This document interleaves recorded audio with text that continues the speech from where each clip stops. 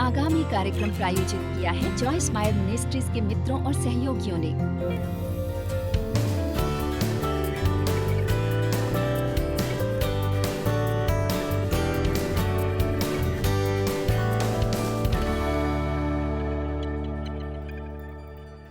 मसीहियत एक निष्क्रिय धर्म नहीं है। मैं चाहती हूँ कि आप इसे सुने। मैं इसे बहुत दिलचस्प पाती हूँ। इस शब्द के 1542 हवाले हैं। जाओ बाइबल में केवल 64 हवाले हैं शब्द रुकने के। इसलिए जब आपका मन कहता है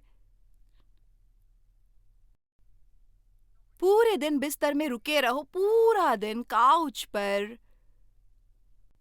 रुके रहो, तभी आप कह सकते हैं मेरे ख्याल से प्रभु नहीं चाहते हैं कि मैं ऐसा करूं। मेरे ख्याल से मैं उठूंगी और जाऊंगी और किसी के लिए कुछ करूंगी। मैं जाकर अपनी अलमारी साफ करूंगी, मैं करूंगी। अब पता है मेरा मतलब है, कभी कभी दिन होता है जब पूरा दिन काउच पर बैठे रहने की योजना होती है। हमें कभी कभार इसकी जरूरत होती है, पर कम से कम आप कुछ और कर सकते हैं। ऐसा ना बने मैं इस काउच पर लेटी हूं और इसका आनंद ले रही हूँ, प्रभु की स्तुति हो, वो मुझे मजा आ रहा है। कोई भी मुर्दा चीज परमेश्वर की स्तुति नहीं कर सकती और मुर्दा धर्म बेशक परमेश्वर की स्तुति नहीं कर सकता। ओह, बहुत से लोग जिन्होंने मेरा न्याय किया है और मेरी आलोचना की है, वो फरीसियों की तरह थे, धार्मिक लोग जो कुछ भी नहीं कर रहे। यह हैरानी की बात है, कितने लोग जो कुछ नहीं करते उनमें गलतियां निकालते, जो कुछ कर रहे होते हैं और वो इसे कर रहा है।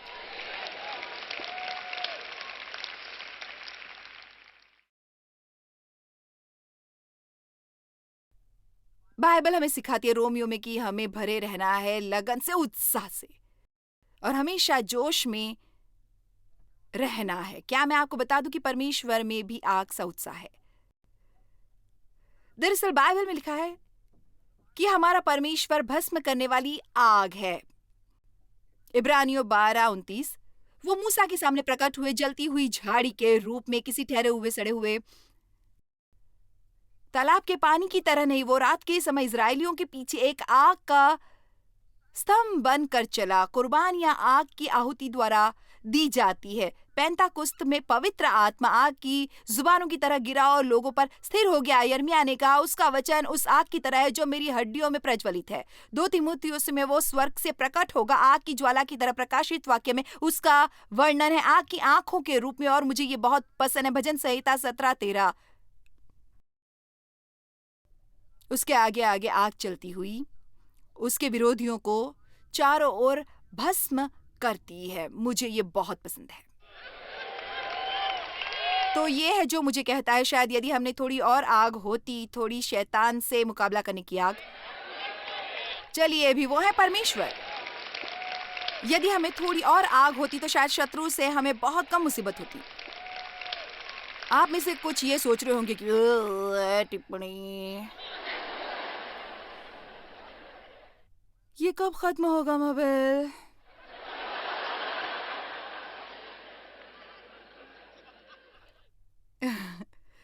मेरी एक समस्या है, मैंने सोचा था कि आप मेरी इसमें मदद करेंगी।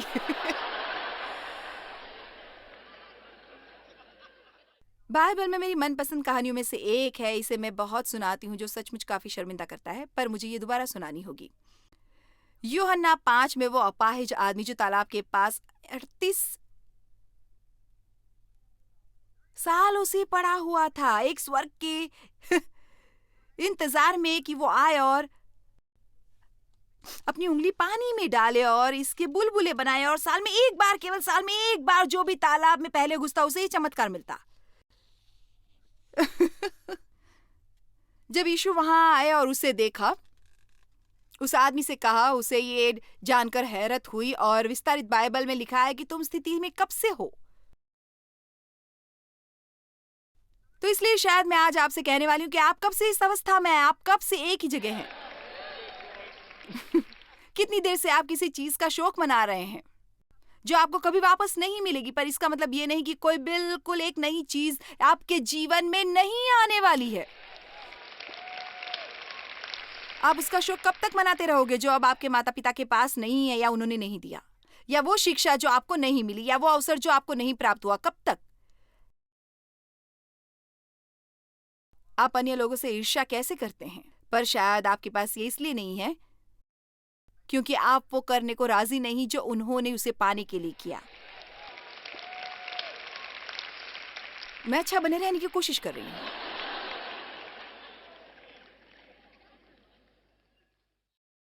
आप उस अवस्था में कितने अरसे से हैं? 38 साल। और ये जो उन्होंने कहा इस आदमी से, आपको इसे पढ़ना होगा, यूहन्ना 5:1-8 में। खैर, जब भी मैं तालाब में उतरने की कोशिश करता हूँ, कोई मुझसे पहले उतर जाता है और मेरे पास कोई नहीं, मुझे ये बहुत पसंद है, मेरे पास कोई नहीं जो मुझे तालाब में डाल सके। क्या आप समझे? और आप जानते हैं यीशु ने उससे क्या कहा, और विस्तारित बाइबल में इसके बाद विस्मय चिन्ह है। इसलिए मैं ये मान रही हूँ कि हमने इस पर कुछ ज्यादा जोर दिया। यीशु ने कहा, उठ।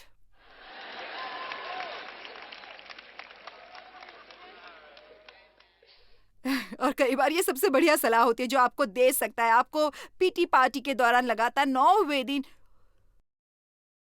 ओ प्रभु, आपको मेरी मदद करनी होगी, आपको मेरी मदद करनी होगी, और परमेश्वर का वचन उस पर आया है, कहता है उठ। आमीन। जाहिर है, जब हम बात कर रहे हैं उत्साह से भरे होने की, आग और जोश की, हम एक कच्ची भावना के बारे में बात नहीं कर रहे, बस भावनाओं में चलते रहना। एक नया वैक्यूम क्लीनर का सेल्समैन था जिसने सड़क के पहले घर पर दस्तक दी और एक महिला ने दरवाजा खोला था। सचमुच एक लंबी महिला ने, इससे पहले कि वो एक शब्द कहता, उत्साही सेल्समैन बैठक में आ घुसा। उसने एक बड़ा सा काला प्लास्टिक बैग खोला और उसके कालीन पर गाय का गोबर डाल दिया और कहा कि मैडम, यदि मैं इस नए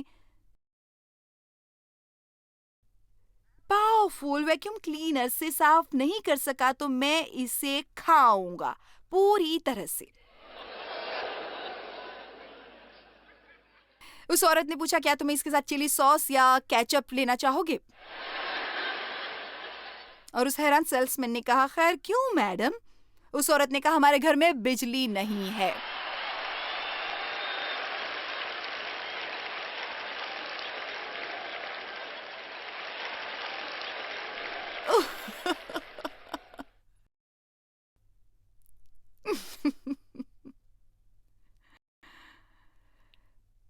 ओह माय। तो आप देखें, कई बार बस भावनाएं आपको मुसीबत में डालती हैं। इसलिए मैं हमेशा लोगों से कहती हूँ, भावना को शांत होने दो, फिर फैसला करो। ऐसी सलाह जो ज्यादातर मुझे ही लेनी चाहिए। कई बार सारा समय, कुछ समय, जैसा कि मैंने आपसे कहा था कि पिछले 2 सप्ताहों से मैंने पूरे 2 पवित्र सप्ताह नहीं बिताए अपने जीवन में, पर परमेश्वर फिर भी भले हैं। धन्यवाद उनकी दया के लिए। अब कुलुस्सियों 3:23-24 हम एक बहुत बहुत बहुत बड़ा सबक सीखेंगे। जब आप उठते और उठते जाते हैं, आपको बस उठना है, उसे बस आपको पाना है। आज ये उलझन भरा संदेश बिल्कुल भी नहीं है। मैं बस कह रही हूं, पवित्र आत्मा में स्वयं को उत्साहित करो। किसी और का इंतजार करना बंद करो कि वो आए और करे। स्वयं को प्रेरित करो, स्वयं में उत्साह लाओ, चाहे आपका काम कुछ भी हो। चाहे आपका काम कुछ भी हो, यदि आप मंच पर हैं या टॉयलेट की सफाई कर रहे हैं, आपका काम चाहे जो कुछ भी हो, इसमें पूरे मन से काम करो, अनमने मन से बिल्कुल भी नहीं। इस बात का ख्याल रखने के लिए हम नहीं हैं। पौलुस ने कहा, मैं अपने शरीर को बूफे बनाता हूं, पर बहुत से मसीह समझते हैं कि पौलुस ने कहा, मैं अपने शरीर को बफी बनाता हूं। जो कुछ तुम करते हो तन मन से करो, ये समझकर कि मनुष्य के लिए नहीं परंतु प्रभु के लिए कर रहे हो। एक बात जो मुझे प्रेरित रखती है वो है, क्योंकि मैं अपने आगे रखती हूँ, जो मैं कर रही हूँ वो परमेश्वर के लिए कर रही हूँ। ये मेरे जीवन का बुलावा है, और ये कि मैं अंतिम दिन तक खड़ी रह सकूंगी और सुनूंगी कि क्या हो रहा है। ये सुनूंगी कि वेल डन, तुम अच्छा काम कर रही हो। मैं ये कहने के योग्य हूँ, मैंने वो काम खत्म किया जो आपने करने को दिया था। मैं जीवन में एक फिनिशर बनना चाहती हूँ। मैं केवल एक स्टार्टर जिसने शुरू किया था जोश में और कहीं रास्ते में एक तब्दीली में ठंड पड़ के बंद हो गया। आपसे पूछती हूँ, कितने हैं ऐसे यहाँ? फायरप्लेस सबसे अच्छी तब लगती है जब उसमें आग हो। ठंडी राख से कोई उत्साह नहीं पाता। अब जो भी करे पूरे हृदय से और प्राण से करे। अब चलो चलकर देखते हैं वचन 24, क्योंकि तुम जानते हो कि तुम्हें इसके बदले प्रभु से मिराश मिलेगी। तुम प्रभु मसीह की सेवा करते हो। अब यहाँ ऐसी जगह है जहाँ मेरे ख्याल से हम मुसीबत में पड़ते हैं और हम बस ये देखते भी नहीं, पर एक बार आप देख ले तो आप इसे समझ जाएंगे। जब मैं काम पर जाती हूँ और काम पर इतनी मेहनत करती हूँ कि मुझे बस थोड़ा ध्यान मिले और मुझे ये नहीं मिलता, मैं पूरी निराश हो जाती हूँ और जोश खो देती हूँ। पर इसलिए कि मेरा उद्देश्य गलत है। हर बार जो हम जीवन में करते हैं हमें उसे करना है प्रभु के लिए। यदि आप बच्चों को पाल पोष रहे हैं, आप उन्हें प्रभु के लिए पाले पोषे। यदि आप एक कठिन विवाह में हैं और आपको लगता है कि आपको वहां बने रहने की जरूरत है, फिर आप इसे परमेश्वर के लिए करें। आप कहे, प्रभु मैं ये आपके लिए कर रही हूं। और मैं आपको कुछ बताना चाहती हूँ, यदि हम लोगों का ध्यान आकर्षित करने के लिए बातें करना छोड़ दें और हम सांसारिक इनाम पाने के लिए बातें करना छोड़ दें, फिर हमें उस क्षेत्र में प्रवेश करते रहना है जहां हमें वो इनाम मिलता है जो परमेश्वर ने हमारे लिए रखा है। पर हमें ये कभी प्राप्त नहीं होगा जब तक कि हम अपना जीवन उनके लिए जीना शुरू ना कर दे और लोगों के लिए नहीं। आमीन। हर बात जो आप करते हैं, जब भी आप सुबह तैयार होते हैं, इसे प्रभु के लिए करें। आज आपको प्रतिनिधित्व करना है, सीखें कि कैसे करें। लगातार परमेश्वर से वार्तालाप करें। यही मतलब है अंतरंगता का। परमेश्वर उस हर चीज की परवाह करते हैं जिसका आपसे संबंध है। कुछ भी ऐसा नहीं जिसकी वो परवाह नहीं करते। वो हर बात सुनते हैं। आप उनसे कैसा रिश्ता रखते हैं। लोगों की ओर देखना बंद करें वो पाने के लिए जो केवल परमेश्वर ही आपको दे सकते हैं। कल हमने इसके बारे में थोड़ी बात की थी जब मैंने कहा कि स्वयं को खुश करने के लिए किसी और की ओर देखना बंद कर दें। किसी और की ओर देखना बंद कर दें। आप स्वयं अच्छा महसूस करेंगे। केवल परमेश्वर ही वो कर सकते हैं। जानिए कि आप मसीह में क्या है। आप किसी भी प्रकार का नकार सह सकेंगे जो आपको संसार में प्राप्त होता है। क्या आप सुन रहे हैं? जब आप ये जान ले कि आप मसीह में क्या है, आप पार जा सकते हैं सुरक्षा और किसी भी किस्म के शर्म पर जो आपको अपाहिज बनाता है। क्योंकि यदि आप जानते हैं आप क्या है, तो आप उन पर ज्यादा ध्यान नहीं देते जो लोग आपके बारे में कहते हैं। स्वर्ग में अपने सम्मान की ज्यादा चिंता करें बजाय यहाँ धरती पर अपने सम्मान की चिंता के।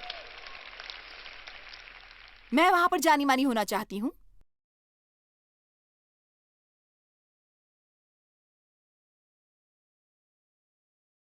एक और बात आपको बताना चाहूंगी और ये वापस उस पर आता है जो हमने दाऊद में देखा, जहां उसने कहा, हे मेरे प्राण तू क्यों व्याकुल है, अपनी आशा यहोवा में रख। परमेश्वर ने अपेक्षा की। ये एक और बात है जिसके बारे में मैं पिछले 2 महीने से बहुत बात कर रही हूँ। अपेक्षा करनी शुरू करें जानबूझकर। बाइबल हमें बताती है कि हमें अपनी अपेक्षा परमेश्वर से रखनी चाहिए। परमेश्वर से उम्मीद रखें। हम मुसीबत में पड़ते हैं जब हम लोगों से उम्मीद करते हैं। मैंने तुमसे ऐसा करने की उम्मीद की थी, मैंने तुमसे वैसा करने की उम्मीद की थी, तुमने ये नहीं किया, तुमने वो नहीं किया, मैंने तुम्हें बदलने के लिए कहा था। हमें अपनी उम्मीदें परमेश्वर से रखनी चाहिए और हमें और ज्यादा प्रार्थना करने की जरूरत है। मेरे ख्याल से हमें और चीजें करनी चाहिए सिर्फ और सिर्फ परमेश्वर के लिए, और फिर प्रार्थना करनी चाहिए। वैसे लोग बने जो तुरंत प्रार्थना करते हैं। हर चीज को प्रार्थना को ढांपें, हर जगह हर अवसर पर प्रार्थना करें, पूरी आत्मा से प्रार्थना करें, सभी तरीकों से। क्योंकि मैं आपको कुछ बताना चाहूंगी, परमेश्वर के आगे प्रार्थना से फुसफुसाया एक ही वाक्य बहुत कुछ कर डालता है। परमेश्वर आपकी प्रार्थना का जवाब देंगे, जरूर देंगे, बिल्कुल देंगे। भजन संहिता 27, 13, 14 मुझे ये बहुत पसंद है। मैं अक्सर इसे साझा करती हूँ, पर वे इतने आशा भरे हैं। चलो उनकी ओर नजर डालें। भजन संहिता 27, 13, 14। क्या मेरा क्या होता, मैं बस देख सकती हूँ ये कैसा है, कैसा कैसा कैसा कैसा? मेरा क्या होता है यदि मुझे विश्वास ना होता कि जीवितों की पृथ्वी पर यहोवा की भलाई देखूंगा, तो मैं मूर्छित हो जाता। सब लोग कहे मेरे जीवन में कुछ अच्छा होने वाला है, मेरे साथ कुछ अच्छा होने वाला है और मेरे जरिए कुछ अच्छा होने वाला है। ये बस मेरे लिए नहीं, ये मेरे लिए है और मेरे जरिए है। मैंने आज सुबह कहा कि आज मैं एक अच्छी खबर की अपेक्षा कर रही हूं। मैं उम्मीद कर रही हूं वहां जाने की और एक अच्छी मीटिंग करने की। मैं तब तक इंतजार नहीं करती मैं यहां पहुंचूं और हालात कैसे होंगे। मेरा मतलब, हाँ, वास्तविकता में हमें एक तरह से देखना पड़ता है नतीजा क्या होगा। पर क्या आप जानते हैं, कोई अपेक्षा ना करना आपको कुछ भी नहीं दिलाता। मेरे लिए बेहतर होगा कि मैं कुछ ज्यादा ही अपेक्षा करूं और मुझे आधा मिले, बजाय इसके कि कुछ भी ना। आपकी अपेक्षा क्या है? क्या आपके जीवन में आपकी कोई उग्र अपेक्षाएं हैं? मैंने ऑफिस के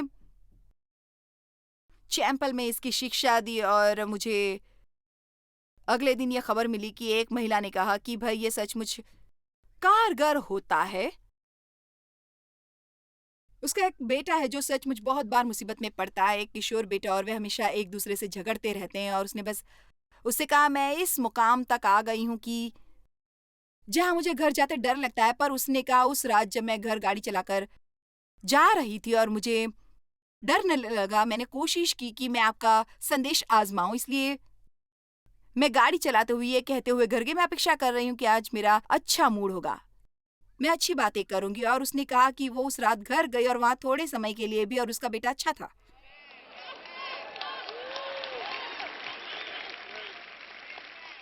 अब मैं आपको कोई ठोस गारंटी नहीं दे सकती कि आपको इससे नतीजे अच्छे ही मिलेंगे, पर आप स्वयं की मदद नहीं कर सकते यदि आप बुरी बातों की अपेक्षा कर रहे हैं, और आप स्वयं की मदद नहीं कर सकते यदि आप किसी बात की अपेक्षा नहीं करते। आपको चांस लेना पड़ेगा, तो क्यों ना चांस ले, शायद आप स्वयं की मदद कर सकें। यदि आप हर दिन की, ये एक बात की बात नहीं है क्योंकि आप इस सप्ताहांत इस कॉन्फ्रेंस में हैं और इस पर मैं प्रचार कर रही हूँ, ये एक रोजमर्रा की बात है। हर सुबह जल्दी एक आदत डाल लीजिए कि मैं आज अपने जीवन में कुछ अच्छा होने की अपेक्षा करूंगा, मैं आज अपने बच्चों के लिए अच्छा करने की अपेक्षा करूंगा, मैं कुछ अच्छी शिक्षाएं देने की अपेक्षा करूंगा, मैं सबके लिए अच्छा करने की अपेक्षा करूंगा, मैं अच्छी खबर की अपेक्षा करूंगा।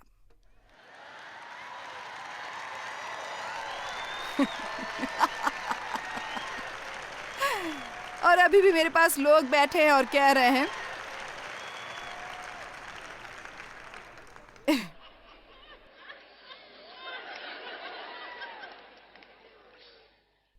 मेरा मतलब कम से कम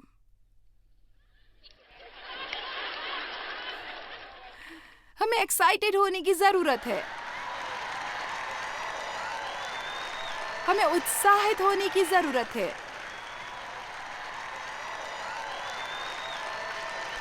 और कुछ लोग कहते हैं खैर मैं चर्च में इसका आदी नहीं हूं, खैर इसके आदी हो जाइए।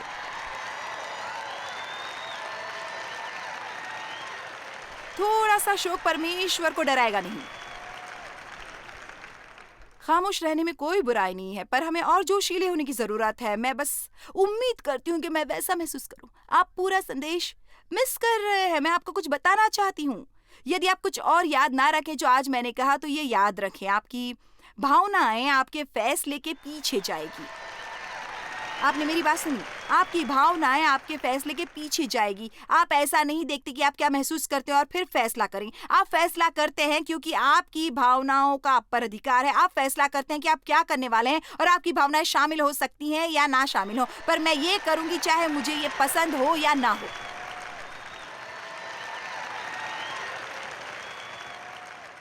खैर मुझे पता नहीं आपको इसका आइडिया है या नहीं, जो मैंने कहा वो कितना बेशकीमती है और बहुत से लोग इस जाल में फंसे हैं। हाँ, मुझे महसूस होता है। बस काश मैं तुम्हारी तरह एक्साइटेड होता।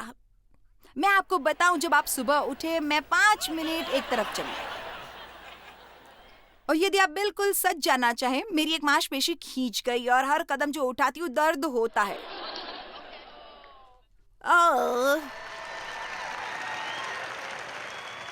पर मैंने घर बैठना उचित नहीं समझा। ये कोई विकल्प नहीं है।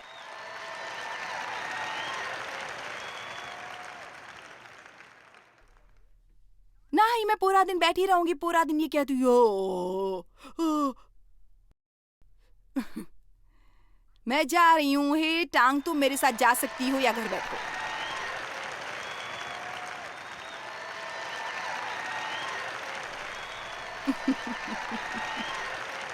पर आप जानते हैं मेरी ये शख्सियत नहीं, बताया क्या, ये मेरी भी नहीं।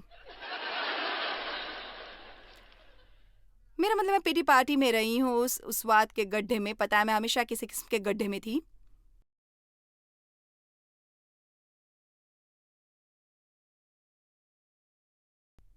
क्या किसी ने यहाँ उस गड्ढे के बारे में सुना है जो गड्ढे में गिर गया था? क्या किसी ने कभी उस गधे के बारे में नहीं सुना है जो गड्ढे में गिरा? खैर, आपको दोबारा बताना जरूरी है क्योंकि मेरा सुनाने को दिल कर रहा है। एक किसान का गधा है गड्ढे में गिर गया। किसान ने नीचे देखा, सोचा वहां से उसे बाहर निकालना बहुत कठिन होगा। वो बूढ़ा है, मेरे ख्याल से मैं उसे बस वहीं रहने दूंगा। कुछ पड़ोसियों को बुलाया और कहा, मुझे आपकी मदद की जरूरत है, इस गधे को दफनाने में मेरी मदद करें। इसलिए उन्होंने उस गधे पर मिट्टी डालनी शुरू की। हर कोई उस गधे पर मिट्टी डाल रहा था। क्या कभी आपको उस गधे जैसा महसूस हो रहा है? हर कोई आप पर मिट्टी डाल रहा है। उसकी योजना शैतान की योजना के समान है, जो थी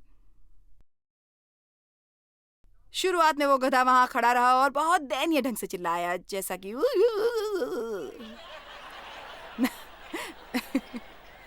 मैं आज एक अच्छे गधे का नाटक नहीं कर रही। खैर, मैं शर्त लगा सकती हूँ कि ये सचमुच बहुत दर्दनाक था और कुछ देर के बाद उसे पता चला कि इससे कोई भलाई नहीं हो रही। चलो भी, यहाँ एक संदेश है। ओ, हर कोई मुझ पर मिट्टी उड़ेल रहा, ये उन्हें रोकेगा नहीं। उसने एक नई योजना अपनाई। वो फावड़ा भरकर मिट्टी अंदर फेंकते और वो उसे झटक देता और उसके ऊपर खड़ा हो जाता। वो कुछ और मिट्टी फावड़े से डालते और वो उसे झाड़ देता और उसके ऊपर खड़ा हो जाता था। इस तरह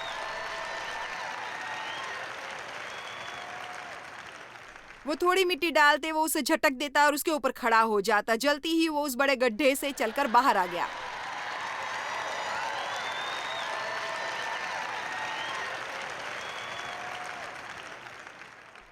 आप कहेंगे, सिस्टर मेरा गेटअप एंड वो बस अभी अभी उठा और चला गया। खैर, कैसा होगा यदि आप उठे और उसे वापस लाएं? आप कहेंगे, मैं क्या उम्मीद कर सकता हूं? यदि आप ऐसे लोगों के साथ रिश्ते में हैं जिन्हें बदलने की जरूरत है, तो इसे ये अपेक्षा करें। सबसे घातक चीज जो आप इस रिश्ते के लिए कर सकते हैं वो है आप किसी की ओर देखें, सोचे बदलने की। आप पकड़े गए हैं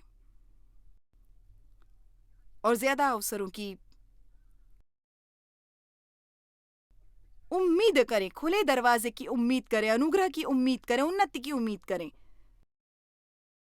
परमेश्वर की ओर से सुनने की उम्मीद करें, आत्मा द्वारा अगुवाई की उम्मीद करें। मैं बस कभी कभी परमेश्वर की ओर से सुनता हूं। खैर, मेरे ख्याल से नहीं। चंगाई की अपेक्षा करें यदि आपको कोई स्वास्थ्य समस्या है। कहे, खैर 20 साल पहले मुझे ये समस्या थी, शायद आज आपका दिन हो सकता है। शायद आज आपका दिन हो सकता है। और आप जानते हैं क्या, मेरी बात सुने, चाहे कुछ भी ना बदले, आप कहीं ज्यादा बेहतर महसूस करेंगे यदि आप अच्छाई की उम्मीद कर रहे हैं, बजाय बस यूं ही बैठे रहने की।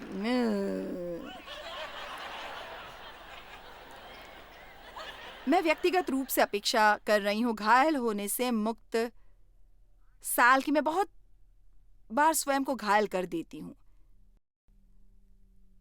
पिछले साल मेरे 3 पांव की उंगलियां घायल हुई, 3 अलग अलग उंगलियां, 3 अलग अलग समय पर। मैं सीढ़ियों से गिर गई, मैं सीढ़ियों से नीचे गिर गई। उनमें से एक फ्रैक्चर हुई जब मैं अपने एक्सरसाइज करने की कोशिश कर रही थी, काश रिजेस करते हुए, और मैं थोड़ा जोश में आ गई। पता है, मेरी उंगलियों पर यह गिरा और उनमें से एक फ्रैक्चर हो गई। मैंने स्वयं को चोट पहुंचाई और स्वयं पर चीजें गिराई, तो बजाय ये कहने कि मैं हर समय स्वयं को चोट पहुंचाती रहती हूँ। हाँ, मैं फूहड़ हूँ, मैं हमेशा स्वयं को चोट पहुंचाती रहती हूँ। मैं कह रही हूँ, इस साल मैं अपेक्षा कर रही हूँ घाव मुक्त वर्ष की। देखिए, जिस पर हम फोकस करते हैं वो हमारे जीवन में बड़ा बन जाता है।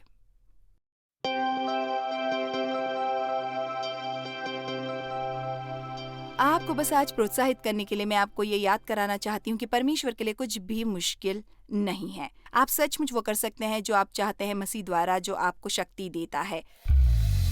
जॉयस मायर मिनिस्ट्रीज में आप हमारे लिए बहुत ही कीमती हैं, जितना कि आप जानते हैं। हम आपकी सराहना करते हैं और इस सेविकाई को दुनिया भर में संभव बनाने के लिए हम अपने दोस्तों और सहभागियों को धन्यवाद देते हैं। हम साथ मिलकर भूखों को खाना खिलाते हैं, गरीबों को कपड़े देते हैं और कई देशों में सुसमाचार बांटते हैं। अपना प्रार्थना निवेदन भेजने के लिए कृपया आज ही संपर्क कीजिए। हमारे स्रोतों के बारे में और भी जानिए। जॉयस की सभाओं की सूची देखिए हमारे साथ सहभागी बनने के लिए, क्योंकि हम दुनिया भर में मसीह के प्रेम को बांटते हैं।